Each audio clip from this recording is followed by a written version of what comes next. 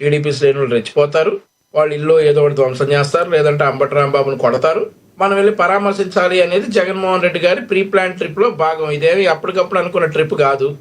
జగన్మోహన్ రెడ్డికి తెలుసు మనం గుంటూరు రావాల్సి వస్తాం, ఈ వారంలో గుంటూరు ట్రిప్ ఉంటుంది, తర్వాత కృష్ణా జిల్లా ట్రిప్ ఉంటుంది, ఆ తర్వాత ఇంకెక్కడన్నా ఇట్లాంటి ట్రిప్పులు ఉంటాయని. సో రాష్ట్ర వ్యాప్తంగా ఇట్లాంటి ట్రిప్పులు ప్లాన్ చేసుకున్నటువంటి జగన్మోహన్ రెడ్డికి 2 జిల్లాలకే పరిమితం చేశారు.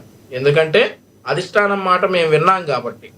అధిష్టానం వైసీపీ ట్రాప్లో మీరు పడొద్దు, వైసీపీ అభివృద్ధికి అడ్డం పడతా ఉంది, మనం అభివృద్ధి పనులు చేస్తామంటే వాళ్ళ అరాచకాల ద్వారా law and order issue create చేసి విషయాలన్నింటినీ సైడ్ ట్రాక్ చేయడానికి చూస్తున్నారన్నటువంటి అధిష్టానం మాటలు మేము విన్నాం కాబట్టి ఈరోజు జగన్మోహన్ రెడ్డి పాపం 2 జిల్లాలకే పరిమితం అయ్యాడు. ఆయన రాష్ట్ర వ్యాప్త పర్యటనకు ప్లాన్ చేసుకున్నాడు ఇట్లాంటి ఓదార్పు యాత్రలకి. రాష్ట్ర వ్యాప్తంగా ఇవి జరుగుతాయి, రాష్ట్ర వ్యాప్తంగా మన నాయకుల ఇళ్లను పగలగొట్టేస్తారు, మనం అందరి ఇళ్లకి పరామర్శించేసి సానుభూతి పండి ఓట్ బ్యాంకులు పొందామని చెప్పేసే ఉద్దేశంతో ఇవన్నీ చేశారు. నిన్న మా మేడం మాధవి గారు, మా ఎమ్మెల్యే గారు క్లియర్గా చెప్పారు, మేము 2029లో వస్తాం అనే బ్యాచ్ అంతా ఫిబ్రవరి 11 అసెంబ్లీకి రండి, అసెంబ్లీకి వచ్చి ప్రశ్నించండి. 2029 దాకా ఎందుకు, ఫిబ్రవరి 11 ఉంది కదా, ఇంకో వారం రోజుల్లో అసెంబ్లీకి వచ్చి మీరు చెప్పేది ఏదో చెప్పండి. ఆయన ఎవరో జుట్టుబట్టుకు లాక్కొస్తాడంట ఎమ్మెల్యే గారిని, ఎవరు జక్కంపూడి రాజా, ఆయనకు కూడా ఆయన పాపం అసెంబ్లీకి వచ్చే అవకాశం లేదు కాబట్టి వాళ్ళ తరపున ఎవరైనా 11 మందిలో ఒకరిని పంపించమనండి. ఇట్లాంటి మాటలన్నీ మాట్లాడి మరింత చులకనైపోతా ఉన్నారు. అయితే మరొక విషయం చెప్పారు ఎల్ఎన్ మోహన్ రెడ్డి గారు, మనం డిస్కస్ చేయాల్సినటువంటి విషయం. జగన్మోహన్ రెడ్డి గారంట ఎప్పుడన్నా తిడితే పిలిచి మందలిస్తారట, ఎందుకు ఇలా చేశారు అని. అవునవును, గతంలో రోజా గారి దగ్గరికి ఉమ్మారెడ్డి వెంకటేశ్వర్లు గారు వచ్చి తిట్టమంటున్నాడు జగన్మోహన్ రెడ్డి అని చెప్పినటువంటి ఆ చౌకబారు మాటలన్నీ కూడా మనం మీడియా సాక్షిగా, మైకుల సాక్షిగా విన్నాం. ఆ తర్వాత చిన్నపిల్లల దగ్గరికి వెళ్ళి ఏదో అమ్మఒడి ఏదో ఆ కార్యక్రమానికి వెళ్ళి జోగి రమేష్ ముగ్గురు పెళ్ళాలు పవన్ కళ్యాణ్ అరే పిచ్చి కుక్క అని చెప్పి సంబోధించినప్పుడు ముసి నవ్వులు నవ్వింది ఎవరు సార్? స్టేజ్ మీద కూర్చొని చెక్కటి చిరునవ్వులు చిందించింది ఎవరు? ఆ చెక్కటి చిరునవ్వులు చిందించబట్టే కదా ఈరోజు 11 పరిమితం చేశారు జనం. శబాష్ అంటాడా జోగి రమేష్, శబాష్ బాగా మాట్లాడేవాళ్ళు భుజం తట్టాడు. వంశీ గారు ఒక్క మాట ఆయన చెప్పిన సందర్భాలని చెప్పాలి, అడ్డం పడద్దు. ఆయన ఎప్పుడెప్పుడు ఏ సందర్భాల్లో ఈ మాట్లాడాడు చెప్తా. ఇక్కడ చిరునవ్వులు చిందించి జోగి రమేష్ గారిని మెచ్చుకున్నాడు, బాగా తిట్టావని. ఆ తర్వాత అసెంబ్లీ సాక్షిగా మా అధినేత చంద్రబాబు నాయుడు గారి కుటుంబ సభ్యులను విమర్శించినప్పుడు ఎక్కిన నవ్వులు ఎవరు సార్ నవ్వింది అసెంబ్లీలో కూర్చొని? అప్పుడు ఎందుకు సార్ ఖండించలేదు? మరి అప్పుడు ఆ పనులన్నీ సమ్మగా నచ్చాయా? జగన్మోహన్ రెడ్డి అసలు చెప్పే అట్లాంటివి చేస్తే ఖండిస్తాడట, పిలిచి మందలిస్తాడట. మందలియటం కాదు, పిలిచి ఎంపీ ఎమ్మెల్యే టికెట్లు ఇచ్చాడు, మినిస్టర్లు ఇచ్చారు. అట్లా మాట్లాడిన వాళ్ళకి మీరు అది గుర్తుపెట్టుకోవాలా? జనాలందరికి కూడా తెలుసు, మీరు మర్చిపోయారేమో. వంశీ గారు ఇప్పుడు మీరు చెప్పిన దాని ప్రకారం ఇప్పుడు ఎవరైతే కొంత అప్పుల్లో జగన్మోహన్ రెడ్డి గారు చెప్పినట్టు, లేదంటే మీరు చెప్పినట్టు భావోద్వేగానికి లోని వాళ్ళు వెళ్ళి రాళ్ళు రువ్వారో, లేదంటే నిప్పు పెట్టారని ఏవైతే చెప్పారో, ఇక్కడి నుంచైనా అవన్నీ ఆపేశారా? ఏ సమయంతో ఉన్నారా టీడీపీ కార్యకర్తలందరూ కూడా? సార్ అదే సార్, మా అధినేత చాలా బాధపడతా ఉన్నారు ఈ జరిగినందుకు. మాకు ఓపెన్ స్టేట్మెంట్ ఇచ్చారు, ఇట్లాంటివన్నీ కూడా కూటమి ప్రభుత్వంలో ప్లేస్ లేదు, ఇట్లాంటివి చెయ్యొద్దు, వైసీపీ ట్రాప్లో మీరు పడద్దు, వాళ్ళు ఇంతే రెచ్చగొడతారు, చట్టపరంగా వెళదాం. వాళ్ళకి తెలిసింది ఇది ఒకటే, వాళ్ళకి వేరే ఆప్షన్ లేదు, అన్ని డైవర్షన్ ప్లాన్స్ అయిపోయినాయి. ఇక వ్యక్తిగత దూషణలకు దిగారు, వ్యక్తిగత దూషణలకు దిగిన తర్వాత మనం రెచ్చిపోతామని చెప్పేసి ఎదురు చూస్తూ ఉన్నారు.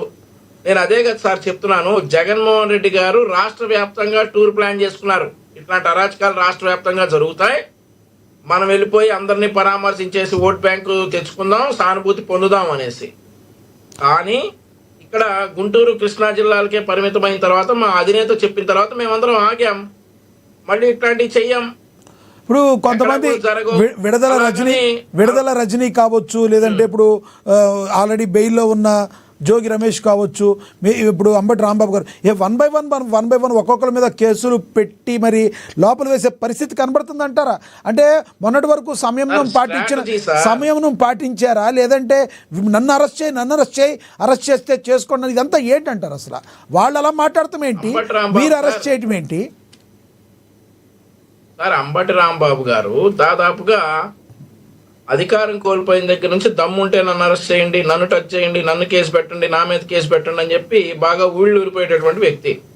ఎందుకంటే వాళ్ళకు ఉన్నటువంటి డైరెక్షన్, ఎవరైతే గొడవలు ఎక్కువ చేస్తారో, ఎవరైతే మన వైసీపీ అధికారిక భాషలైనటువంటి లంపదాలు వాడతారో వారికే భవిష్యత్తు ఉంటుంది వైసీపీలో అని చెప్పేసి ఉన్నటువంటి మాటలకి అంబటి రాంబాబు బాగా ఆసక్తిపరుడు అయినట్టున్నాడు. తిట్టాడు, ఈ రోజు అనుభవిస్తా ఉన్నాడు, జైలుకి వెళ్ళాడు. సరే, ఆ తర్వాత విడదల రజనీ గారు కావచ్చు, జోగి రమేష్ గారు కావచ్చు, వీళ్ళు ఎవరైనా కానీ ఇదొక strategy. Laddu institute side track చేయడానికి కావచ్చు, లేదంటే రాష్ట్రంలో జరుగుతున్నటువంటి అభివృద్ధిని సైడ్ ట్రాక్ చేయడానికి కావచ్చు, ఇదొక స్ట్రాటజీ. ఆ స్ట్రాటజీలో మా వాళ్ళు ఎవరు పడద్దు అని చెప్పేసి మా అధినేతలు ఆదేశించినటువంటి సందర్భం. మేమెవరం కూడా ట్రాక్ పడలేదు. అంబటి రాంబాబు అన్నాడు, దానికి మేము నిరసన తెలిపాం. రైట్ సార్, నేను మళ్ళీ మాట్లాడతాను. మనతోటి లక్ష్మీకాంత్ గారు ఉన్నారు, జనసేన నేత, ఆయనతో మాట్లాడదాం. లక్ష్మీకాంత్ గారు నమస్తే అండి.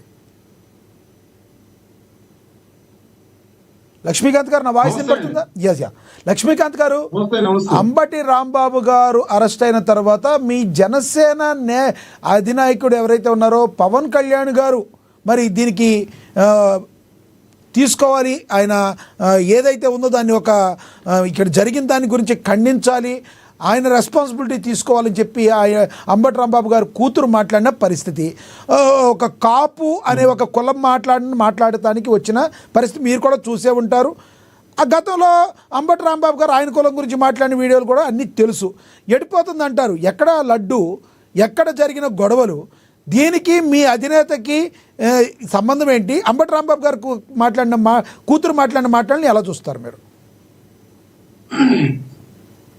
ముందుగా మీకు ఛానల్ సభ్యులకి, ఏఎన్ఎన్ వీక్షకులకి అందరికీ నమస్కారం అండి. నమస్తే అండి. వాయిస్ క్లారిటీగా ఉందండి? ఎస్, క్లారిటీగా ఉంది, మీరు కంటిన్యూ చేయండి. అంబటి రాంబాబు గారు కాపు నాయకుడు కాదు, పుట్టిన కులాన్ని దూషించినవాడు.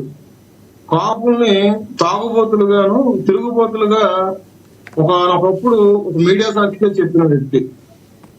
ఆయన్ని కాపు నాయకుడు అని ఏ విధంగా అంటారు అంటే, దీన్ని ఏ విధంగా రుద్దుతున్నారంటే, వైసీపీ నాయకులు అంబటి రాంబాబు గారికి అరెస్ట్ చేస్తేనేమో కాపు నాయకుడు, జోగి రమేష్ గారు మీదేమో బీసీ నాయకుడు, అణగారిన బీసీ నాయకుడు. కానీ మిథున్ రెడ్డి గారు అరెస్ట్ అయితే మాత్రం రెడ్డి నాయకుడు కాదు, వైసీపీ నాయకుడు అవుతుంది. ఏం సార్ ఇది? అంటే కులం మధ్య కుంబడి పెడుతున్నారా? లేదంటే సిట్ అధికారులు ఇచ్చిన నివేదిక ప్రకారంగా వీళ్ళు ఏమంటారు, కల్తీ ఏం జరగలేదు కదా అన్నట్టుగా వీళ్ళు మాట్లాడతారు, మేము కల్తీ రద్దు జరిగింది కదా అని చెప్పేసి మేము మాట్లాడతాం. అంటే వీళ్ళు ఎదురుగా ఎట్లా ఉందంటే దౌర్జన్యాలు చేసినట్టు మాట్లాడుతున్నారు. వీళ్ళ చరిత్ర అంటే ఒక రౌడీ చరిత్ర ఉన్న ఒక వ్యక్తికి పవన్ కళ్యాణ్ గారు ఏ విధంగా మద్దతు ఇస్తారండి? పుట్టిన కులం ప్రకారం నీ కులం నా కులం ఉంటాయని చెప్పేసి పవన్ కళ్యాణ్ గారు ఇస్తారా?